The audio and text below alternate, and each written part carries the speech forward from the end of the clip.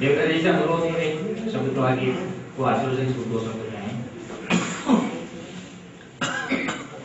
ये मेरा सौभाग्य है कि शब्द प्रवाह जैसे लब्ध प्रतिष्ठित मंच में मुझे इस योग्य समझा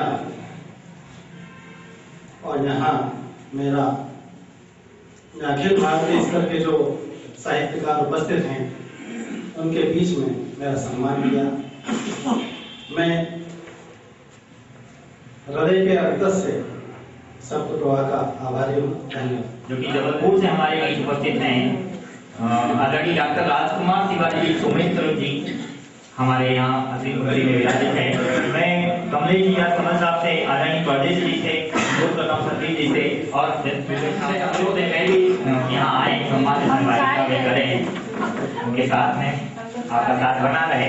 कभी गीत जरूर तैयारी होता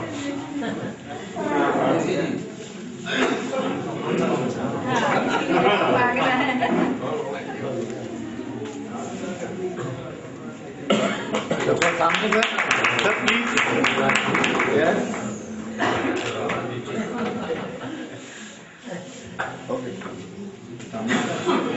सदन में उपस्थित रानी दुर्गावती विश्वविद्यालय जबलपुर के ऊर्जावान पूर्व कुलपति हमारे परम प्रिय डॉक्टर रामराज जोशी जी, विक्रम विश्वविद्यालय के प्रमुख शासक डॉक्टर शैलेंद्र शर्मा जी, मेरे परम मित्राचार्य कपल दुबे, डॉक्टर गांधीराम विश्वराज, समस्त कविगण और शब्द प्रवाह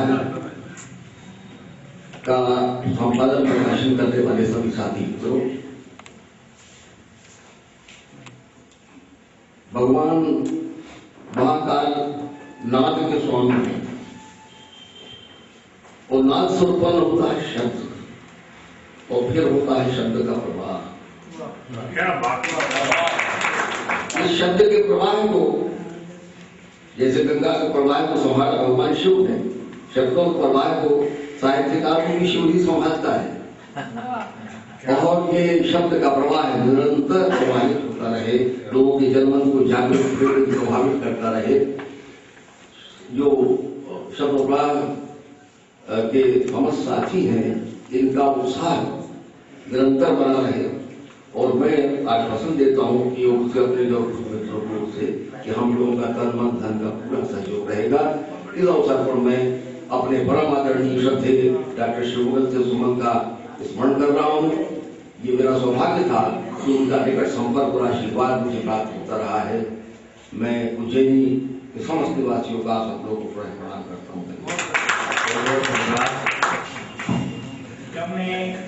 मैं बहुत ही विनम्र आग्रह करना चाहूँगा, इंदौर से हमारे बीच पधारे प्रख्यात चित्रकार जिनके भी चित्रों की प्रकृति यहाँ आप देख रहे हैं और शब्द प्रवाह की प्रत्येक पृष्ठ पर प्रत्येक आवरण पर देखते आए हैं, श्री संदीप जी राशिनकर साहब और श्रीमती राशिनकर जी से मैं अनुरोध करूँगा कमलेश जी राजकुमार साहब से उनका सम्मान यहाँ पर लाएं ताकि हम उनका सम्मान करें।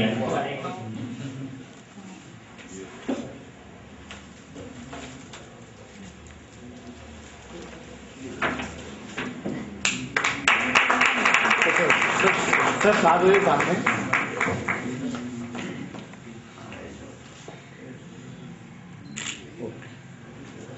आशीर्वाद अरे नहीं शब्दों वाला मामला और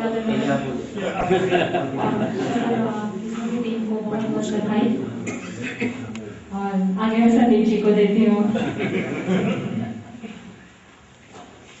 अक्सर ये होता है कि जहाँ शब्दों वाला मामला आता है तो श्रीमती साथ रहती है तो मैं उनको माइक पकड़ा देता हूँ देख लेते और जहाँ पे ज्यादा शब्द मनीषी बैठे हुए हों तब शब्दों से छेड़छाड़ करने के लिए मैं चित्र बना लेता हूँ।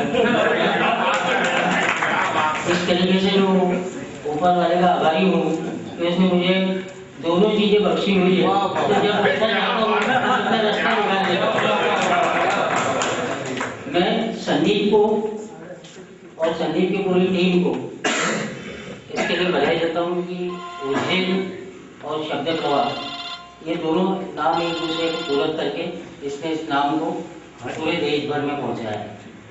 और मुझे संदीप की तारीफ करने में हमेशा ही खूब मजा आता है कि मैं खुद संदीप मुझे लगता है इस मामले में अगर खुद की तारीफ कर लूंगा तो मुझे बुरा नहीं होगा, इसलिए मैं संदीप की तारीफ करता हूँ और इसी बहाने अपनी भी करता हूँ। धन्यवाद और बहुत बहुत शुभकामनाएं आप सबके लक्ष्य में। बहुत करने जा रहा हूँ जिसके आंगन में ये पुष्प फला बड़ा और साहित्य आमतौर पर हम उस कड़वे अनुभव से गुजरे कि जब कभी दो लाइन दो शब्द लिखते होते हैं परिवार को छुपा करके बड़ा डर करके ऐसा एक भय का मन में होता है। तो मैं साधुवाद और बहुत सम्मान के साथ आदरणीय हमारे पूजनीय भंवरलाल जी भापरिया आदरणीय संदीप भाई जी के जो कि पूजनीय पिताजी हैं, मैं उन्होंने पूरे उपवन को अपने आंगन में खेलने का अवसर हमें प्रदान किया। मैं बहुत ही सम्मान के साथ शब्द प्रवाह की पूरी टीम से अनुरोध करता हूँ कि वे सम्मान यहाँ से लाए हैं। शर्मा साहब से मैं सभी महानुभावों से अनुरोध करता हूँ कि वे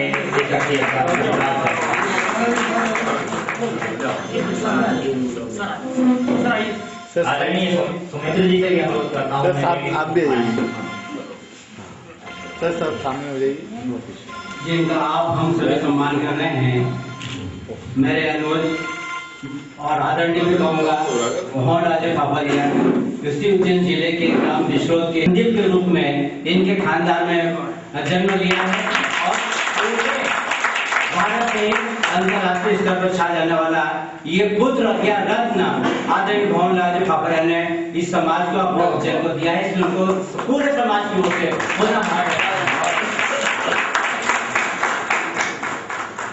माँ भगवती के चरणों में शत शत नमन करता हूँ। बाहर से पधारे हुए हमारे विशेष अतिथिगण जिन लोगों ने यहाँ आकर के इस शब्द प्रवाह का उत्साह बढ़ाया, उन लोगों को भी बहुत बहुत धन्यवाद देता हूँ, स्वागत करता हूँ। तथा यहाँ के विराजित अतिथिगण हमारे वरिष्ठ साहित्यकारों जैसे मिश्र जी वगैरह, उनके नाम तो सबके जानता नहीं होगा, मैं तो सिर्फ पाठक हूँ, देखता हूँ इन लोगों की टीम को और बड़ा आनंदित होता हूँ। मैं इस लाइन का आदमी तो हूँ नहीं, लेकिन मेरे को देख के विशेष खुशी होती है। आप लोगों ने सबने जो इस साहित्य मंच का और साहित्य इस शब्द प्रवाह का जो सिंचन किया है, जो आपने प्रेम दिया है, प्यार दिया है, सहयोग किया है, पूरे भारतवर्ष से यहाँ लोग पधारे हैं, मैं ये सब देखकर बड़ा खुशी होता हूँ और यही कामना करता हूँ कि आप लोगों का सदा शब्द प्रभाव पर ऐसा ही प्रेम, ऐसी ही सहानुभूति बनी रहे, ऐसा ही प्यार बना रहे और निरंतर आप लोग इसको आगे बढ़ाते रहें। ये इनके बस का काम नहीं है, लेकिन आप लोगों ने जो सिंचन किया है वही चीज आज हमको दिख रही है। मैं आपको बहुत बहुत धन्यवाद देता हूँ।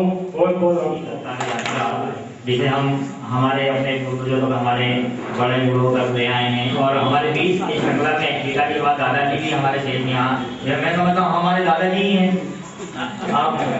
तो मैं बड़े सम्मान के साथ आदरणीय आचार्य भगवत दुबे जी साहब जो कि जबलपुर से हमारे बीच उपस्थित हैं, जिन्होंने तकरीबन 12-15 हजार दोहे लिखी हैं और कोई विधा शायद अपनी उपस्थिति दर्ज न कराई हो, सभी से आग्रह करता हूँ कि उन्हें सम्मान करें।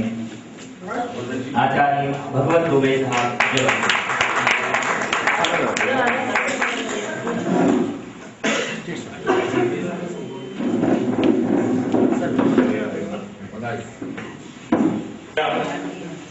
सारा सत्कार शब्द शिल्पियों का किया, सारा सत्कार नित्य प्रति शब्द प्रवाह की होवे पावन धारा। संदीप सृजन जी, राजेश राज और आपकी पूरी टीम बहुत मजबूत टीम है ये, जिसके कारण शब्द प्रवाह आज पूरे भारतवर्ष के कोने कोने में माने आदर की दृष्टि देखा जाता है। शब्द प्रवाह के अंकों को अपने निजी लाइब्रेरी में, पुस्तकालय में लोग बड़े सम्मान के साथ सामने सजा कर रखते हैं और उसका कारण है आपकी तपस्या, आपकी ईमानदारी, आपकी लगन और जिस ढंग से तरीके से आप उसका संपादन कर रहे हैं, ये बहुत अच्छी बात है। और आपके लिए और आशीर्वाद कि ठान ले तू अगर उड़ानों की, ठान ले तू अगर उड़ानों की, रूह कांपेगी आसमानों की, जलजलों से नहीं डरा करती, नींव पक्की हुई मकानों की।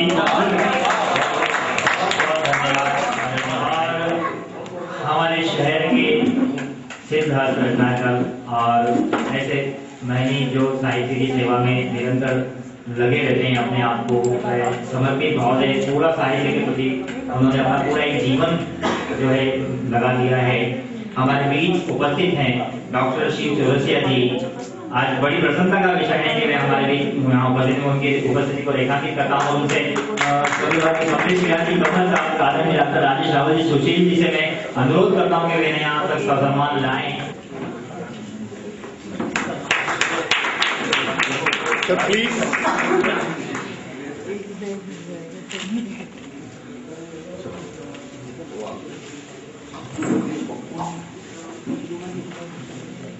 दो शब्द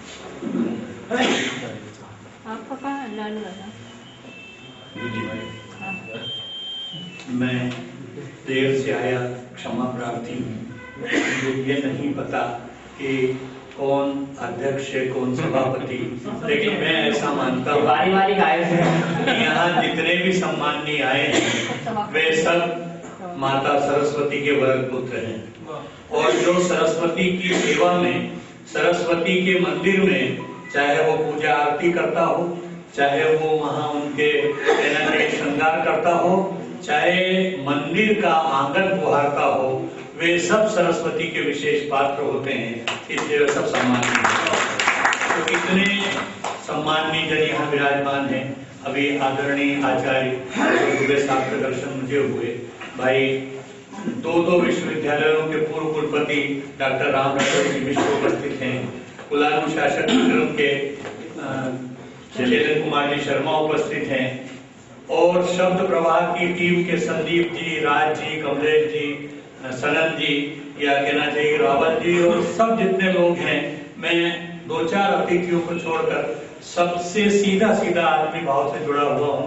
सबके नाम लेकर मैं उन्हें आदर प्राप्त करूँ, इसके बजाय मैं तो ये मानता हूँ कि तुलसी बाबा ने जो कहा है कि हर व्यक्ति में राम है, हर व्यक्ति में सीता, हर नारी में सीता है, तो वे सबको प्रणाम करने की बात कहते हैं कि सिया राममय सब जग जानी, सिया राममय सब जग जानी, करम प्रणाम जोरी पानी। मैं आप में जो मातृशक्ति बैठी है उसे सीता रूप में, जो पुरुष है उसे राम रूप में सम्मानित करते हुए, प्रणाम करते हुए केवल ये निवेदन आपके समक्ष रखना चाहता हूँ कि ये जो शब्द प्रवाह के नवयुवक हैं, ये 8-10 साल से ही जुटे हैं इस कार्य में, लेकिन ये उज्जैनी की उस प्राचीन परंपरा के वाहक हैं, उस प्रवाह के वाहक हैं जो हजारों साल से चल रही है। मित्रों, यहाँ आप आदरणीय और अतिथि और आप सब हैं। संसार में जितने भी श्रेष्ठ नगर सभ्यता के आरंभ से आरंभिक हुए, उद्भव हुआ, स्थापना हुई, उनमें बहुत बड़े बड़े नगर थे। राजगृह था, वैशाली था, पाटलिपुत्र था, श्रावस्ती थी, तक्षशिला था, नालंदा था, लेकिन उनमें से कई खंडहर हैं, कई के नाम नहीं है।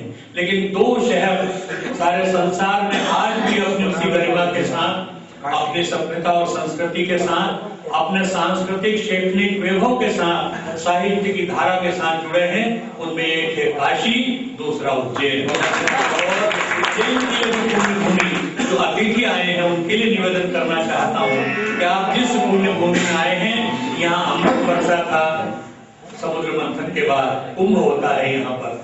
यहाँ 12 ज्योतिर्लिंगों में से एक भगवान महाकालेश्वर विराजमान है।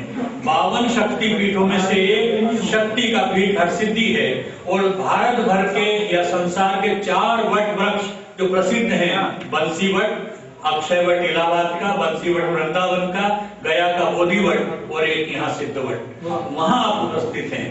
और ये ऐसी धर्म की नगरी है कि जहाँ भगवान महावीर तपस्या करने आए थे, गौतम बुद्ध का धर्म यहाँ फैला था, और इस्लाम के सूफी मत के मानने वाले जो निजामुद्दीन साहब है, उनके शिष्य आकर के यहाँ रहे थे मौलाना घाट पर, उनकी समाधि बनी हुई है। और मोहरों के सबसे बड़े सैयदाना 3 यहाँ रहे हैं, जैसे कभी मुंबई में थे। ऐसी पुण्य भूमि जहां कविता की परीक्षा होती थी, ऐसी पुण्य भूमि जहां से विक्रम ने 2000 साल से अधिक शकारी होकर के शकों को परास्त किया था। ये वो भूमि है मित्रों जहां पर कालिदास ने अपने ग्रंथों की रचना की थी और उन्होंने कहा था, मेघदूत में लिखा है कि यहाँ शिप्रा से बहने वाला पवन जब धीरे धीरे हल्का हल्का मधुर दस्तक देता है आपके कंधों पर, ऐसा लगता है जैसे हेमंत ऋतु की रात्रि में प्रियतमा अपने प्रिय को थपथपाती है। ये कालिदास ने लिखा है। तो आप उस थपथपाने वाली आनंद की मधुर वायु के समीरण के साथ आप यहाँ उपस्थित हैं और यहाँ शिप्रा बहती है, महाकाल है। तो जो बाहर से पधारे हुए हैं उन सब का मैं उज्जैन वासियों की ओर से शिप्रा के जल से अभिषेक करता हूँ। मैं महाकाल की विभूति आपके मस्तक पर लगाता हूँ और ये कामना करता हूँ कि ये जो शब्द प्रवाह का ये जो आनंद है, प्रवाह है, साहित्य का ये प्रवाह निरंतर चलता रहे। ये डॉक्टर सूर्यनारायण, पंडित सूर्यनारायण व्यास की भूमि है, डॉक्टर सुमन की भूमि है, ये प्रेम दयाल जी की भूमि है, ये भगवत शरण उपाध्याय की भूमि है और अभी भी बहुत सारे कवि हैं। इतने कवि हैं मित्रों कि आप अगर एक कंकर फेंके तो किसी के कवि के सिर पर ही लगेगा। लगभग 2000 कवि हैं और 400-500 मेरे मित्र हैं। जो कह रहा हूं उसमें अतिशयोक्ति नहीं है। अगर किसी संस्था में चले जाएं तो यह काव्य का कुछ ऐसा आनंद है जैसे कहा जाता है कि नर्मदा का कंकर कंकर शंकर होता है। इस उज्जैनी का हर व्यक्ति भले कवि न हो लेकिन कविता को जिंदा रखता है। ये शब्द प्रवाह उसी की परंपरा का आनंद है। ये हमारे जो नवयुवक भाई हैं जिनके मैंने नाम लिए, संदीप जी, राज जी, सनन जी, रावल जी, कमलेश जी और उनके साथ की सारी टीम, कुछ लोग हैं कुछ चले गए और उन सब के साथ ये सारे के सारे लोग जुड़े हैं। और आपकी उपस्थिति जो दिल्ली से पधारे या जबलपुर से पधारे या सुधा जी कटनी से पधारे, ये सब लोग जो आए हुए हैं तो ये सब आकर के इस बात को रेखांकित कर रहे हैं और इन बच्चों को आशीर्वाद दे रहे हैं। तो जो आशीर्वाद की कामना है ये फलीभूत होगी। और ये शब्द प्रवाह का अभी तो कुछ ही वर्ष हुए हैं, लेकिन जब हम इसकी स्वर्ण जयंती मनाएंगे 50 साल बाद, आप सब उपस्थित होंगे और इन बच्चों को आशीर्वाद देंगे। ये मैं महाकाल से प्रार्थना करता हूँ। और डॉक्टर सुमन की पंक्तियों में उनकी पंक्तियां दोहराकर मैं बात पूरी करता हूँ। डॉक्टर सुमन उत्तर प्रदेश में जन्मे और यहाँ आकर के उन्होंने अपना सारा साहित्य सृजन किया। वे कहा करते थे कि जिसके कण कण में संस्कृत की निधि बिखरी, जिसके कण कण में संस्कृत की निधि बिखरी, जिसके ग्रह ग्रह में संस्कृति की निधि बिखरी, जिसके छूने थे इतिहासों के प्रहरी, उसके अतीत को वर्तमान करने में 100 सुमन मिटे पर जिए अवंती नगरी। इसी तरह की बात उन्होंने कही है। वे तो बहुत उद्भट विद्वान थे, बहुत श्रेष्ठ शिक्षक थे, विक्रम विश्वविद्यालय के कुलपति थे, लेकिन उससे बड़े वे महामानव थे और ऐसे श्रेष्ठ शिक्षक थे कि जिनका नाम अद्भुत रूप से जुड़ा रहता था। और उन्होंने अपनी कविताओं में जीवन का वर्णन किया है, समग्रता का वर्णन किया है और उन्होंने कहा है कि जरा मशाल जलाओ बड़ा अंधेरा है। वे कहा करते थे, उनकी पंक्तियां हैं कि तूफानों की ओर घुमा दो नाविक निज पतवार। ये उनका शताब्दी वर्ष है और उनको समर्पित ही ये कार्यक्रम, इसलिए उन्होंने कहा था कि तूफानों की ओर घुमा दो नाविक निज पतवार, आज सिंधु ने विश्व उगला है, लहरों का यौवन मचला है, पर मिट्टी के पुतले मानव ने कभी न मानी हार, तूफानों की ओर घुमा दो नाविक निज पतवार। और देश के घटाटोप अंधेरे पर उन्होंने कहा था जरा मशाल जलाओ बड़ा अंधेरा है। उनकी ही दो पंक्तियों के साथ विनम्र आग्रह करना चाहूंगा सर से, करबद्ध निवेदन करना चाहूंगा, केवल कम से कम शब्दों में आप अपनी बात करें।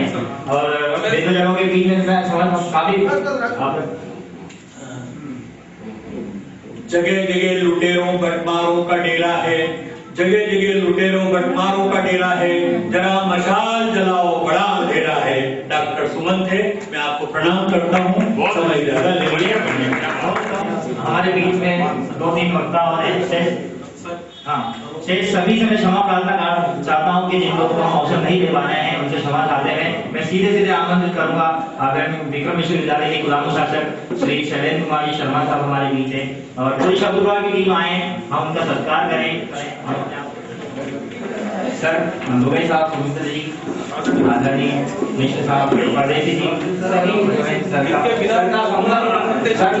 हमेशा हमें जो हमारे साथ करते हैं आदरणीय हाल उनका सत्कार करते हैं इस मंच के माध्यम से।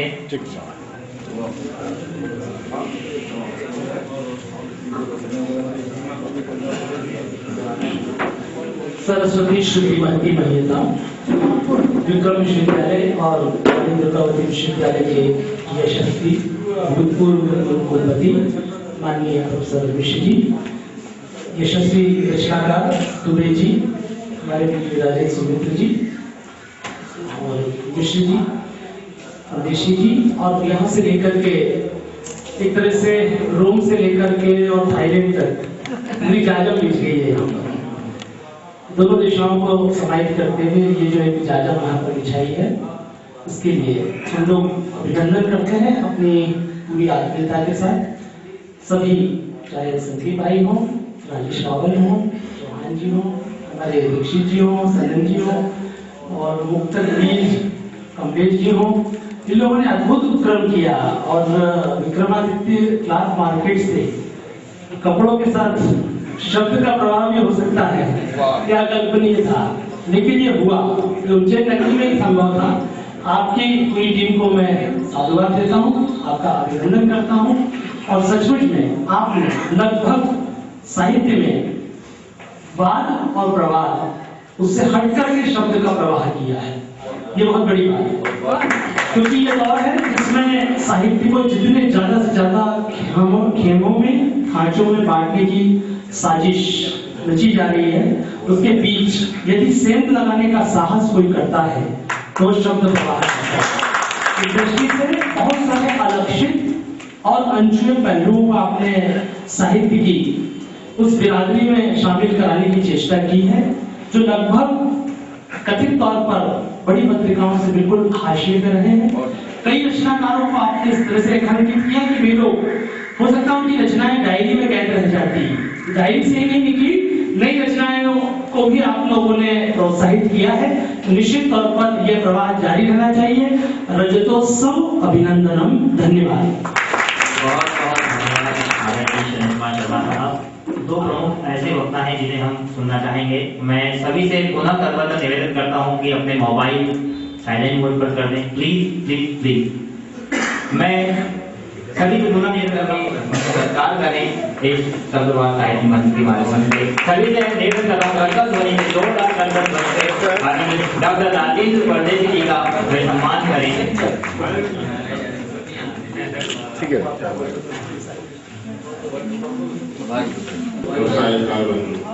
मैं कोई प्रवक्ता नहीं, उसके अधिक देर नहीं बोल पाऊंगा। मैं तो बिजली का इंजीनियर हूँ, तो वहां पर चला जाऊँ, मुझे ही नहीं और मैं बैठा बैठे सोच रहा था, मेरा एक शोध का विषय है, मैं अधिक नहीं बोलूंगा, कि जो आज इतिहास साहित्य बनाए हैं, साहित्यकार वो कैसे बनाए हैं, क्या श्रम किया है। क्योंकि लिख तो बहुत लोग रहे हैं, थोक के भाव लिख रहे हैं, उसकी कोई नहीं। मैं संदीप ने पत्रिका लिया तो मैंने खोजा क्या इस तरह का काम किसी ने किया है, तो मुझे अज्ञे याद आते। 70 के बाद अगर आप गौर करके देखें, पत्रिकाएं तो बहुत निकली, लेकिन नई पीढ़ी एकदम नई साहित्यकार की भगवान प्रभाकर माची ऐसे लोगों को बिल्कुल अज्ञे जी ने लाया था। और वही परंपरा आज भी सैकड़ों पत्रिकाएं निकलती हैं, लेकिन शब्द प्रवाह बिल्कुल एक नई पीढ़ी तैयार कर रहा है। वो कितना स्थापित होंगे ये तो उनके शब्द के ऊपर है, लेकिन ये काम अज्ञे के बाद शब्द प्रवाह का संदीप जी कर रहे हैं, इसके लिए बहुत बहुत धन्यवाद।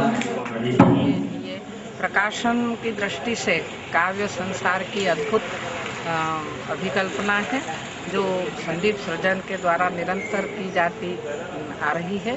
और इसका जो 25वां अंक रजत जयंती अंक आ रहा है, मैंने सारे अंक अद्योपांत पढ़े हैं और अंचल में जितने भी लेखक कवि उपलब्ध हैं उन सबको एक स्थान पर संयोजित करने का अद्भुत काम है। जब भी कभी मध्य प्रदेश हिंदी साहित्य का इतिहास लिखा जाएगा उसमें संदीप सृजन का यह कार्य स्वर्णाक्षरों में लिखा जाएगा। मेरी बहुत शुभकामनाएं हैं। हिंदी साहित्य के इस जगत में ऐसे सृजनशील लेखकों का होना मध्य प्रदेश के लिए गौरव की बात होती है और सतत जो प्रयास उनके द्वारा जो किया जा रहा है वो निश्चित ही मील का पत्थर आगे चलकर साबित होगा और जिसमें कई शोधार्थियों को भी इसमें सहयोग मिलेगा। साथ ही आम जन को एक हिंदी साहित्य के लिए जो उपयोगार्थ सामग्री है वो बराबर प्रकाशन के माध्यम से, प्रिंट मीडिया के माध्यम से लोगों को मिलती रहेगी। शब्द को आके हमारे अपने हमारे घर के हमारे शिखर पुरुष मैं कहूँगा अतिशयोक्ति नहीं होगी, आदरणीय राम राजेश जी मिश्र साहब पूर्व कुलपति वे आए, पूरी टीम का सम्मान उन्हें यहाँ आए सभी मास्टर राम राजेश मिश्र जी जिसका आवाज इसमें पूरी टीम को सदैव प्राप्त होता रहा है। जोरदार कल्पना भूमियों से यूनिवर्सिटी का प्रतिनिधित्व दोनों जगह की उपस्थिति। One minute sir. मुझे दबा तो नहीं दिया शब्द अपने अक्षर भाव में होता है, उच्चरित जो अक्षर नहीं वो अक्षर नष्ट नहीं होता और जब वो अपनी अनुभूति के साथ खड़ा होता है तो वो शब्द बनता है। लेकिन उसका रूपांकन होना, उस पूरे भाव का प्रतिनिधित्व करना, ये भी एक हिस्सा होता है। तो मुझे लगता है कि यदि मुख पृष्ठ पर संदीप नहीं होते तो अंदर के पृष्ठों में जो संदीप चल रहे हैं ये ऐसी चीज है जो शायद अटपटी लगती है लेकिन ये सही है। यहाँ पर डॉक्टर शिव चौरसिया जी, चूंकि वो तो हमारे पिता तुल्य हैं, वहां से लेकर प्रोफेसर शैलेंद्र शर्मा जो भाई हैं छोटे, हिंदी की एक बड़ी परंपरा बैठी, क्योंकि हिंदी या कोई भी भाषा अपने अलग अलग भाव और भागों में बटी हुई है। एक हिस्सा उसका शास्त्रीय पक्ष है और एक उसका जन सामान्य का पक्ष है। सामान्यतः हिंदी या किसी भी भाषा में जो शास्त्रीय पक्ष पर काम करते हैं वो उतने लोकप्रिय नहीं होते, लेकिन जो उसके जगती पार्ट पर, जागतिक हिस्से पर काम करते हैं वो लोग लोकप्रिय होते हैं। प्रतिकल्पा के दो भाव हैं, दो ही जगह प्रतिकल्पा का उल्लेख होता है। एक उज्जैन जो शिव चौरसिया जी कह रहे थे प्रतिकल्पा का, और एक भाग है नर्मदा का। दो ही प्रतिकल्पा है। तो नर्मदा जहां से निकलती है वहां के लोग तो यहाँ बैठे हैं, एक प्रतिकल्पा यहाँ पर और दूसरा हिस्सा प्रतिकल्पा का वो प्रतिकल्पा में है, इसलिए दोनों प्रतिकल्पाएं यहाँ पर मौजूद हैं। ऐसा सुखद प्रसंग बनारस में बन सकता, क्योंकि गंगा के बारे में ऐसा कोई प्रमाण नहीं है कि वो हमेशा रही है, लेकिन प्रतिकल्पा, ये दोनों प्रतिकल्पाओं का उल्लेख जरूर मिलता है। ये दोनों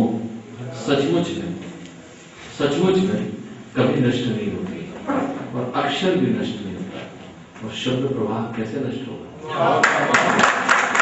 जो दो प्रतिकल्पाओं के बीच में है वो तो हर कल्प में रहने वाला है, और इस प्रकार के पूरे उपक्रम को संदीप में तो तुम जब मिलते हो, शैलेंद्र मिलते हैं, हमारा डॉक्टर राजेश रावल मिलता है, मैं कुछ लोगों को बनावटी नामों से नहीं बोल पाता हूँ क्योंकि वो बिल्कुल अंदर व्यवस्थित है, अंदर फंसे हुए हैं।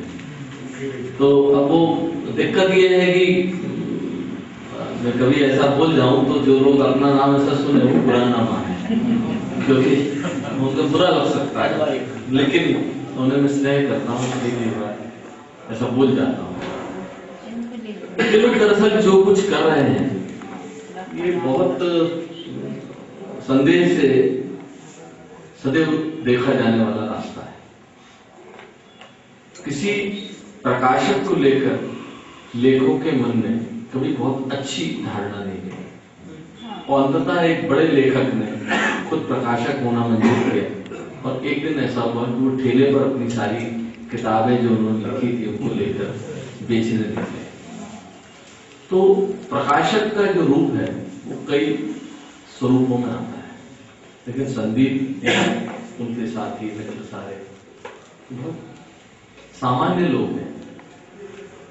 आपसे अगर कहीं रिश्ता बनेगा तो आपको ऐसा लगेगा कि मतलब ये इतने सामान्य है कि इनके कद को कोई समझ ही नहीं पाता है, और सब मिलके इनको आशीर्वाद देने लगते हैं, जबकि ये बामन रूप है। आप इनसे आशीर्वाद की कांक्षा अगर इनकी ऊर्जा नहीं होती तो ये जो बहुत कुछ गुमा हुआ है, छुपा हुआ है, धरती के नीचे है, ये ऊपर नहीं आता। बहुत सारे लोग अपनी कुंठाओं में, शब्द सोच के बोल रहा हूं, अपनी कुंठाओं के साथ व्यवस्थ हो जाते हैं, दफना दिए जाते हैं। बहुत सारी रचनाएं शायद इस सूरज को देख नहीं पाती, उनकी भ्रूण हत्या हो जाती है। संकट ये नहीं है जो शैलेंद्र कह रहे थे कि संकट ये नहीं है कि भाषा का संकट है या भाषा के संघर्ष का संकट है। संकट विचारों की भ्रूण हत्या हो जाता है। आप कौन से भ्रूण को बचाने की बात कर रहे हैं? किस बात की बात कर रहे हैं? यहां से वहां तक जिसमें कोई जैविकी संसार बनाया नहीं जा सकता, उस भ्रूण को बचाने की बात कर रहे हैं? या किस चीज को जायज या नाजायज, लीगल या इलीगल ठहराने की बात कर रहे हैं? किस चीज की बात कर रहे हैं? दरअसल ये एकमात्र ऐसा मार्ग है जिसमें कोई भी आदमी यहां से वहां आ जा सकता है, सरहदें नहीं।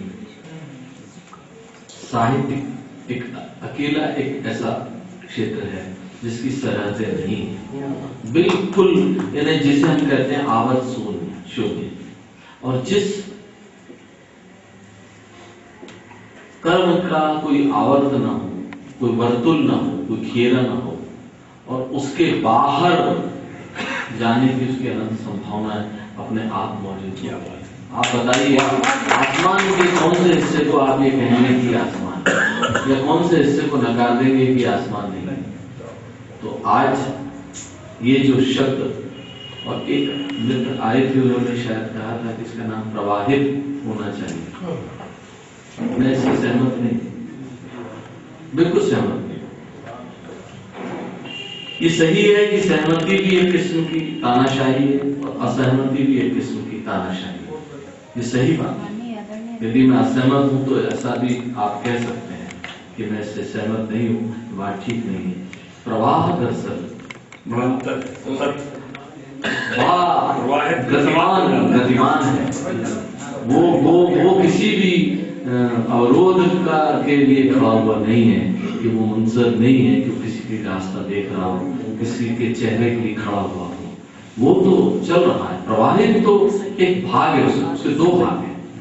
एक बस सतत संतर जिस पर उसे रहना, उसका होना आवश्यक है। किसी भी प्रकार से एक ठोस हिस्से का होना आवश्यक है। प्रवाह शब्द है, माध्यम नहीं है। प्रवाहित में माध्यम अलग है। आप किसी भी तरह से, चाहे किसी भी माध्यम से करें, वायु प्रवाहित होती है। ज्यादातर लोग प्रवाह को जल से जोड़ देते हैं। वायु में किस पर टिका है? ऊर्जा किस पे टिकी? धूप किस पे टिकी? प्रकाश किस पे टिका है? आप बता दीजिए कि कौन सी ऐसी चीज है। मैंने कहा ना कि सामान्यतः प्रवाह शब्द का अर्थ नदी या किसी जल या जल के स्रोत से जोड़ा जाता है, ऐसा नहीं है। वायु क्या होती है? उसका प्रवाह। तो ये जो 5 तत्व हैं, इससे प्रवाह होते हैं। ये प्रवाहित अपने मार्ग को तय होने के बाद होते हैं। प्रवाहित हमेशा दिशा के साथ चली जाती है। तो संदीप, तुम ये एक अद्भुत कर्म कर रहे हो, मैं ऐसा मानता हूं। ये अक्षर को इस रूप में खड़ा करने का जो तार्किक विधान है वो तुमने तैयार किया तो निश्चित नहीं होगा, क्योंकि 5 भागों में जा 5 मंडलों में बटा हुआ नहीं है, बल्कि 5 मंडलों के किसी भी वर्तुल या किसी भी उससे घिरा हुआ नहीं है। आज डॉक्टर सुमन को तुमने याद किया, 100 वर्ष हो गए। डॉक्टर सुमन को किस रूप में याद करते हैं? सब लोग डॉक्टर सुमन को अपने अपने तरह से याद करते हैं। कुछ लोग साहित्य के हिसाब से याद करते हैं, कुछ लोग उनकी सेवा भावना को लेकर याद करते हैं, कुछ लोग उनके तमाम प्रसंगों को लेकर याद करते हैं, कुछ लोग उनके रोमांस को लेकर याद करते हैं, कोई उनकी रूमानियत को लेकर। मैं सुमन जी के बारे में इसलिए कुछ नहीं कहूँगा क्योंकि मैं तो उनके उस आसन पर भी बैठा जिसमें वो बैठते थे। लेकिन डॉक्टर सुमन के साथ एक बड़ी चीज होने के बाद भी एक उदारता थी। अचानक ऐसा उदार कवि, यानी एक ही युग के 2 कवि, श्री नरेश मेहता और डॉक्टर शिवमोहन सिंह सुमन। नरेश मेहता एक वैष्णवी संस्कार के कवि और डॉक्टर सुमन उस तरह के नहीं।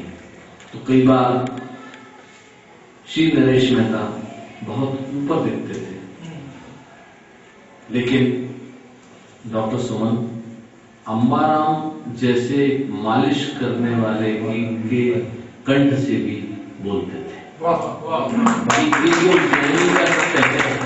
तो ये एक अंतर है, बड़ा अंतर है। अब प्रश्न ये है कि इन दोनों अंतरों, इन दोनों फासलों को कौन पूरा कर रहा है? श्री नरेश मेहता तो शाजापुर में पैदा हुए थे, मालवा के थे, और सुमन जी जगरपुर के थे। तो ये कितना अंतर, कितना फासला था। एक बिल्कुल सामान्य रूप से आजादी के आंदोलन में भाग लेने वाला कम्युनिस्ट कवि था जो आगे जाके वैष्णव बन गया, और एक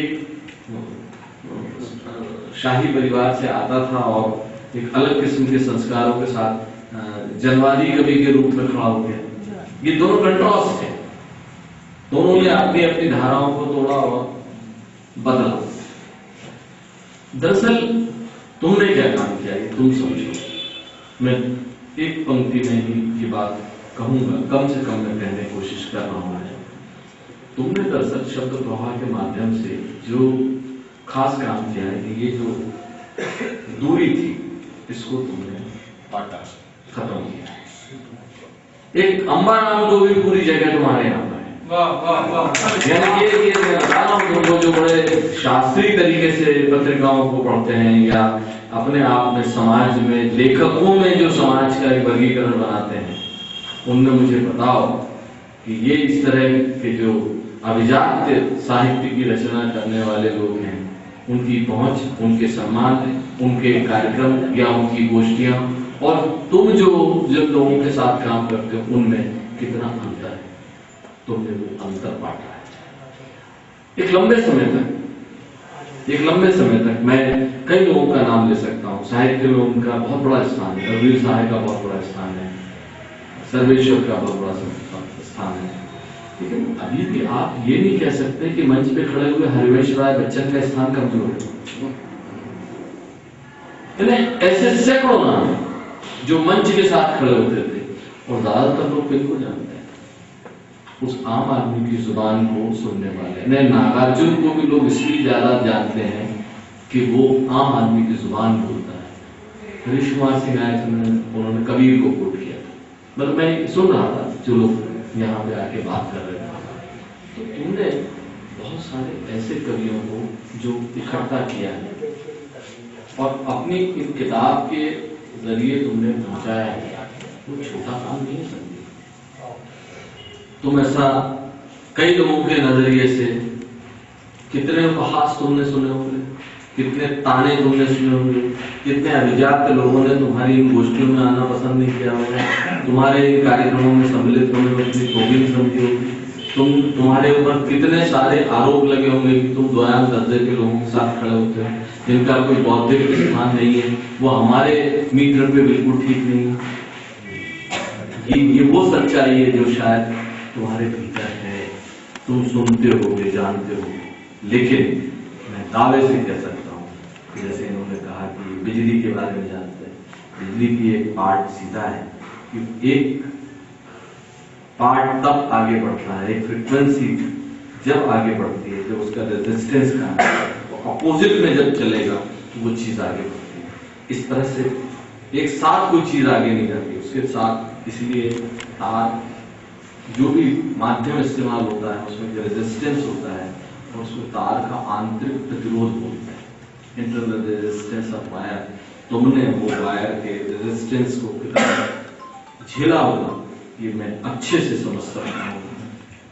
कितने सारे लोग हैं जो तुम्हारे इस आयोजन को लेकर कितने सवाल करते हैं, पर कितने सारे लोग हैं जिन्होंने कहा कि मुझे बहुत प्रसन्नता हो रही है कि हमें जर्मनी से किसी ने फोन किया, हमें किसी ने इंग्लैंड से फोन किया।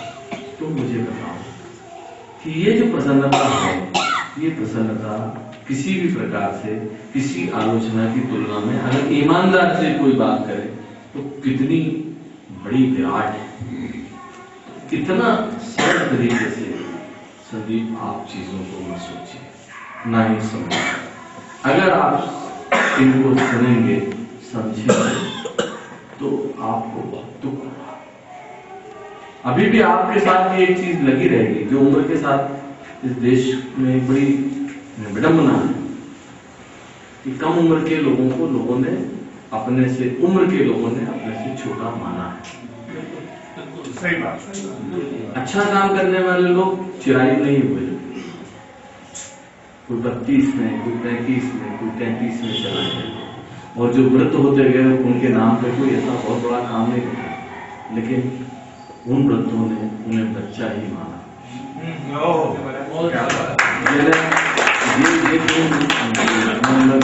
ईमानदारी से बोल रहा हूँ, ये एक बहुत बड़ी त्रासदी है, ये ट्रेजेडी है।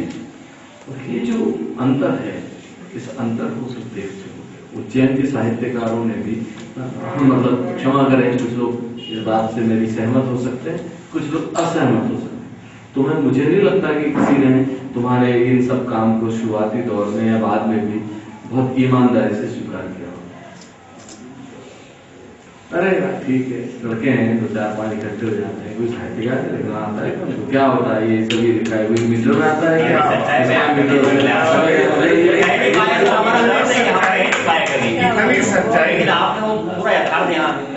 ये धारणा से संघर्ष करना छोटा काम नहीं है। सभी अच्छे अच्छे पहलवान घर में बैठ जाते हैं, जब लोग उनको सड़क में रोकते हैं तो अच्छे अच्छे लोग अपना रास्ता भूल के या तो वो उस खेमे को में चले जाते हैं या चुपचाप दरवाजा बंद करके, अरे बेकार काम है, समाज का समझता है, उसको कोसते हुए अपने काम को बंद कर देते हैं। नाचने वाले, गाने वाले, अभिनय करने वाले, रंगमंच पे काम करने वाले, कवि, लेखक, इनको कौन सी दुनिया ने बहुत अच्छा इंसान माना है? कौन सा कवि है, कौन सा साहित्यकार है जिसको बड़े विचार के वर्ग ने कहा हो कि साहब ये तो बड़ा शरीफ आदमी? वो एक कविता सुनाता है, अंगार की कविता ही सुनाता, इधर बैठे साहित्य पढ़ाते हैं, वर्षों पढ़ाया, अंगार की कविता सुनाता, तुम्हारे वो उस महिला की ओर इशारा करके कविता सुनाता। गधे, तुझे ये समझ में नहीं आता कि मैंने उसके अपने जीवन का क्या अर्थ है, मनुष्य होने का क्या अर्थ है? ये टीका टिप्पणियां समाज में कौन सुनता है? उस लेखक के संकट, उसके भीतर जो अपना स्वत्व है, उसके भीतर इस सब को जीवित रखना आसान नहीं है। ये इसको तुम मजाक न समझो। मैं तुम्हारी पूरी टीम को, मतलब मैं तो नमन करता हूँ। लोग सार्थक को यदि हम लोग स्वीकार नहीं करेंगे फिर एक बहुत लंबे समय में के बाद भी एक अवसर, आए हुए अवसर पर चूक कर जाएंगे। क्या? और ये जो चूक है ये बहुत महंगी पड़ती है। इतनी महंगी पड़ती है कि इस उज्जैनी में मैं कम से कम 130 या 140 इस तरह की पत्रिकाओं के प्रकाशन का साक्षी है, जिनका लोकार्पण हुआ, अब ऐसा करेंगे वैसा करेंगे, बंद हो गया। क्यों हुआ? क्योंकि जो प्रकाशक है उसका अपना एक अहंकार है, और वो अहंकार उसका एक अपना मीटर है, और उसका कहना ये है, या उसका संपादक उसका कहना ये है कि मैं सब कुछ जानता हूँ, ये जो आया सब घटिया है। तो अपने दर्द को मैं अहंकार शब्द से हटकर दर्द को बोलता हूँ। तो दर्द सिर्फ किसी सुंदर महिला के भीतर ही होता है, दर्द मर्द के भीतर नहीं होता। ये जो दर्द है इस दर्द से आत्म मुग्धता की अवस्था से बाहर अपने आप को लाना। और जब भी मिरर के सामने एक महिला खड़ी होती है, या बहुत सारे पुरुष जो उस अवस्था में पहुंच रहे होंगे, वो अपने आप को पूरे समय निहारते रहते हैं, आत्ममुग्ध होते हैं। उन्हें लगता है कि ये आत्ममुग्धता की अवस्था में खड़ा हूं। तो ये जो आत्ममुग्धता है, इससे संपादक का बाहर आना और उन खुरदुरे लोगों को, अंतर्राष्ट्रीय पत्थरों को अपने पास अपने झोली में डाल के लाना, और उसके बाद कहना कि देखो ये 84 महादेव है।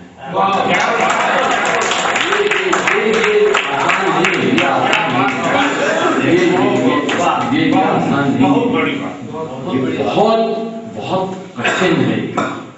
और तुम ये कठिन काम है, तुम्हारी टीम में कोई भी एक आदमी ऐसा नहीं है जिसको कोई घर में रिश्तेदार घर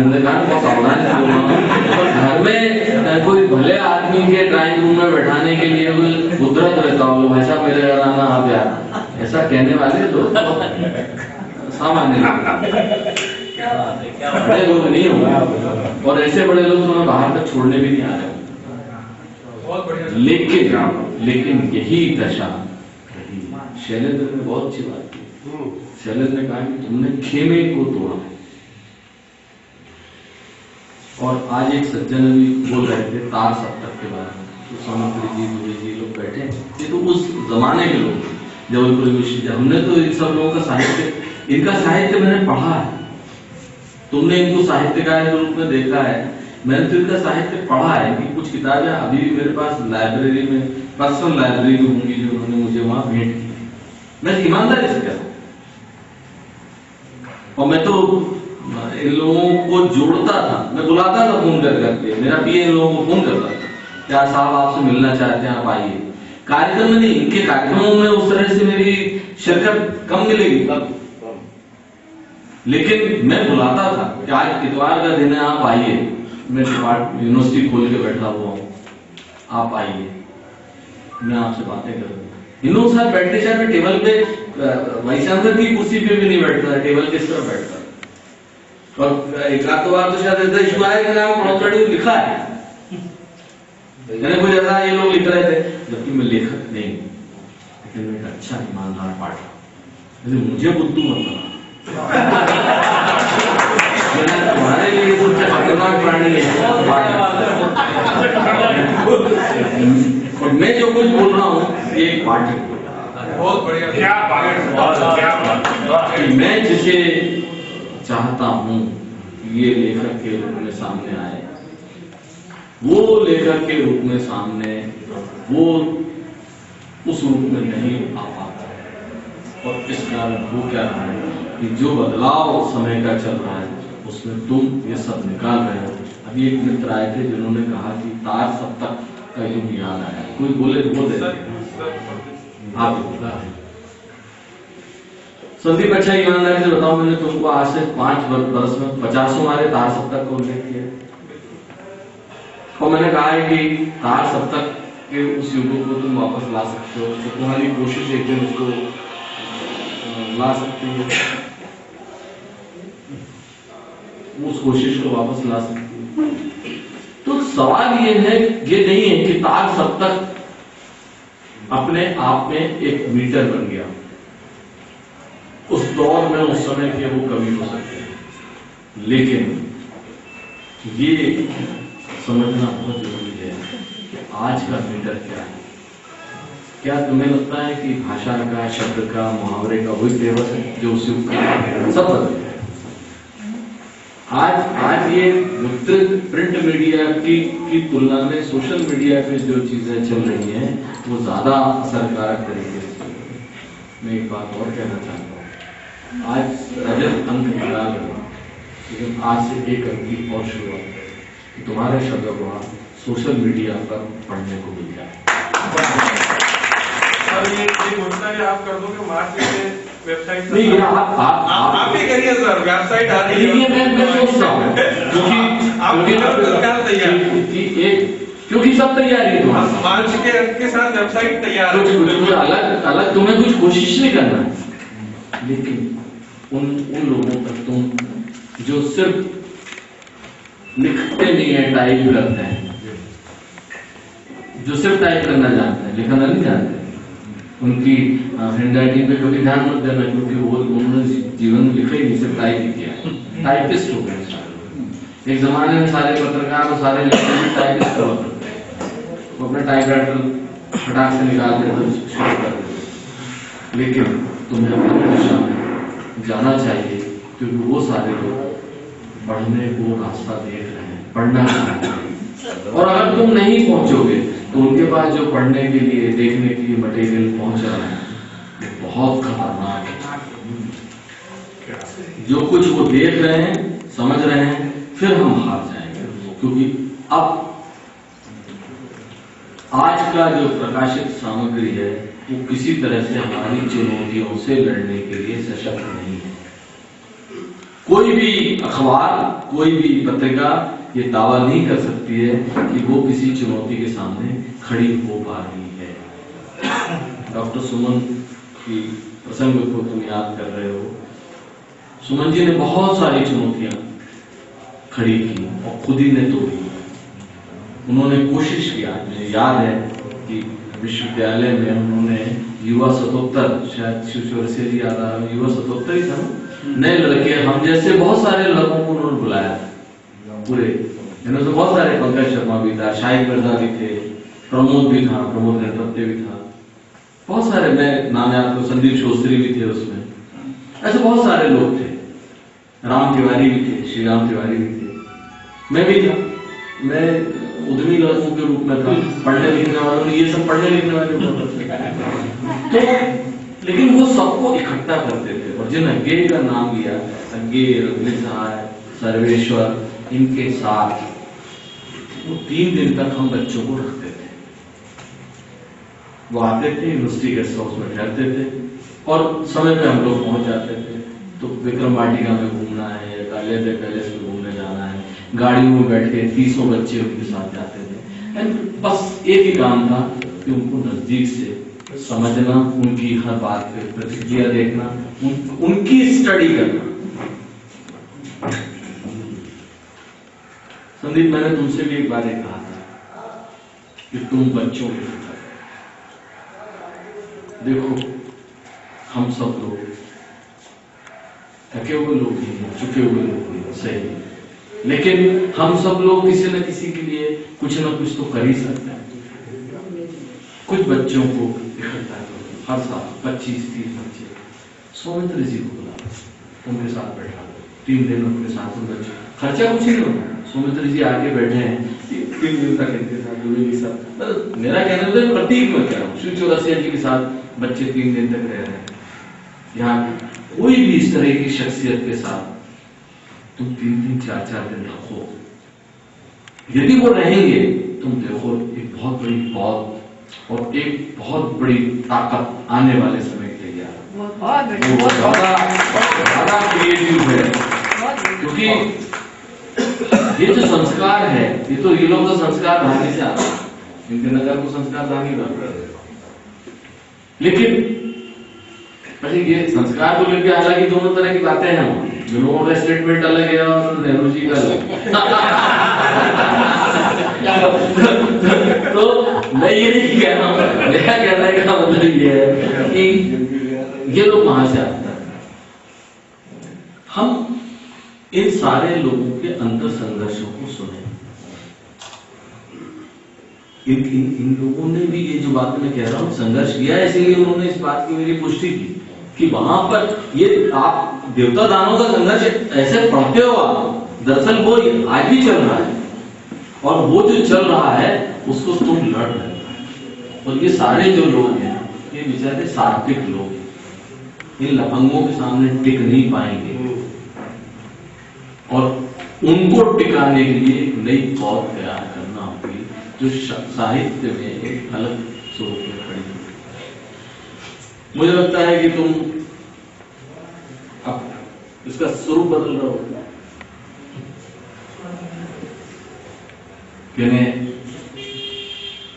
कोई छोटा से शुरू करता है, कोई बड़े से शुरू करता है और आखिर में कहता है अब हमने इसे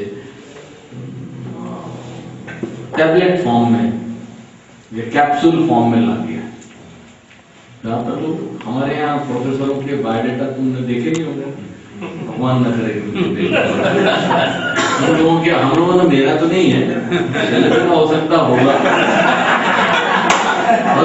40-50 में से कम का बायोडाटा कर दीजिएगा तो बनने का लायक नहीं।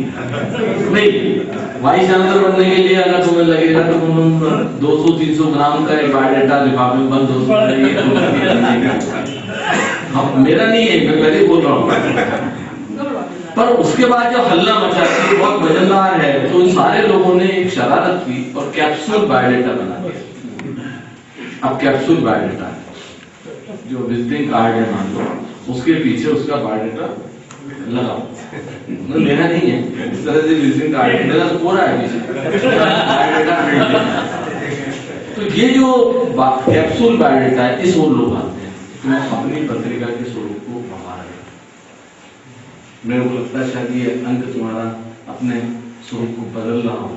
मैं देख रहा हूँ, ऐसा मुझे लग रहा है कागज में लिखा हुआ है, इसलिए मुझे लग रहा है शायद मुझे स्वरूप बदल गया। ये 4 साइज में लेके जाता है, बड़ी बात। ये 4 साइज हमेशा किसी मानक शोध ग्रंथ का स्वरूप माना जाता है। इस साइज हर चीज का साइज है। इस साइज में ये चीज, इस साइज में पॉकेट बुक्स का साइज अलग, सामान्य रूटीन की पत्रिका से, इसलिए उसके ऊपर उसके नीचे का साइज अलग है। क्योंकि बाहर है, ये बड़ी उपलब्धि है, बड़ा साहस का काम है। लेकिन इस साहस को अकेले करते रहो, तुम्हारी टीम है, ये ईमानदार है, मेहनती है, सब है, पर ये सब कुछ होने के बाद भी ये थक जाएगी। तुम्हें ऐसा कुछ सोचना चाहिए जिससे इसका वित्तीय साहित्य में निवेश कुछ नहीं होता। जितने लोग यहाँ से सुन के गए ये निवेश है, अपने घर जाके उन्होंने कोई बात कर ली ये निवेश है, इन्वेस्टमेंट इतना है, बिना आर्थिक दृष्टि से पूरा किए संभव नहीं होगा। संदीप, तुम्हारी इस मेहनत के लिए, मतलब मैं तुमको बोल रहा हूँ का मतलब ऐसा मत समझना मैं सबको नहीं बोल रहा हूँ, बस सबको अलग अलग बोलूंगा तो वो शायद ठीक नहीं होगा, क्योंकि फिर तुम सब लोग बढ़ जाओ। ट्रॉफी तो एक ही आदमी को दे दी जाती, भाई ये ट्रॉफी आपने जीती, आप ले जाइए, आपके देश की, देश के हर आदमी को मिलती है, हर एक, उसमें तो हमारा भी कब्जा है, सबका कब्जा है। ऐसा थोड़ी कि तुम पकड़ के लाए तो तुम्हारी होगी। ये जरूरी है। शैलेंद्र कम से कम, मतलब मैं शैलेंद्र को ही कह सकता हूँ, छोटे हैं मुझसे, चलो तुम्हारी मेहनत आ जाती है। वहां साहब उन्होंने हमसे कहा ठंड लगेगी, अवसर नहीं, कह नहीं सकते, उनके कहे सुने को गलत तरीके से रख दिया जाए। मैं तो कहता हूँ संदीप, तुम बहुत मेहनत से काम करो, और जो हमसे तो तुम कोई मदद मांगते भी नहीं हो, मांगी नहीं, और जब भी मांगोगे मैंने हमेशा कहा देने को याद है। मैं तो यहाँ फिर कहूँगा चैलेंज जो आप आदेश सर काम करो। थोड़ी कह रहा हूँ रुपया दो पैसा दो, नहीं रुपए पैसे की अभी बात मैंने शुरू नहीं की। रुपए पैसे में तो हम 11-12 लोग मिलके तुम्हारा एक अंक स्पॉन्सर कर सकते हैं। मैं से 12 लोगों को तुम्हारे को बता सकता हूँ, तुम निकाल दो, क्योंकि अभी तो सही चीज को प्राप्त करने वाला आदमी भी उपलब्ध नहीं है। किस किस ने सोने के मृग दौड़ा दिए हैं, तो न जाने कितने हंसों को उन्होंने पकड़ लिया है। ये तो बड़ा एक विचित्र चल रहा है ना इसमें। जितनी बातें मुझे मालूम है, 25 अंक तो शायद मैंने नहीं देखा किसी का पूरा हुआ पत्रिका का। रजत अंक तो कोई नहीं निकाल पाया है तक। निकाला तो व्यावसायिक व्यावसायिक है तो क्या है, मैरिड गोल्ड कंपनी जो है निकाल ली इतने सालों ग्रुप से, पर कभी समुद्र की दूरी नाम के देखना ऐसे नहीं ये एक अलग बात है। सच बोलना तुम इतना सच कोई नहीं बोलेगा, ये तो तुमने अपना एक आदमी सभा कक्ष में इकट्ठा उपस्थित नहीं होगा, इंक्लूडिंग माई सेल्फ, मेरे को शामिल करके बोल रहा हूँ, जिसने एक साथ इतने लोगों को भी नहीं जो तुम्हारा वार्षिक आयोजन होता है करने की ताकत रखता। तुमने लोगों के सृजन धर्मियों के समूह को इकट्ठा किया। लोग भीड़ इकट्ठी कर सकते हैं, भीड़ में और चिंतकी समूह में बहुत अंतर है। बहुत एक आदमी जिसको तुम बुला रहे हो वो पूरा भीड़ से हटकर, भीड़ से क्या है, 1 लाख 2 लाख 5 भीड़ में क्या रखा है कि देखना, लेकिन उसमें जाते आज ये लोग लिख रहे हैं, इनकी तुलना में जो लोग लिख रहे हैं आप देख लो, मुझे लगता है कि आप उन्हें सार्वजनिक साहित्य के किसी कार्यक्रम में बजा नहीं सकते। हिसाब की इनकी रचनाएं श्रीमान खड़े, इनका एक गाना हम आपको सुनाते हैं, गीत आपको सुनाते हैं, आप करा दो, अभी करा दो। मैं तो कहता हूँ में जो पिछले 10 वर्ष की इनके गाने उठा के बुला दो, इनके बारे में जो टिप्पणियां आती हैं, गुलाम से घटिया परोसा जा रहा है, इससे स्तरहीन परोसा, शबरी के देर की तरह पवित्र है, वो तो सिर्फ जहर।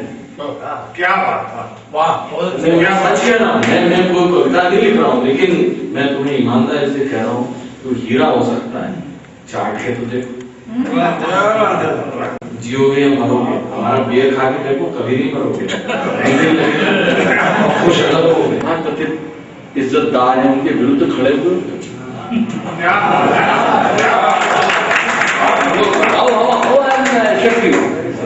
हम लोग नहीं स्वीकार करेंगे।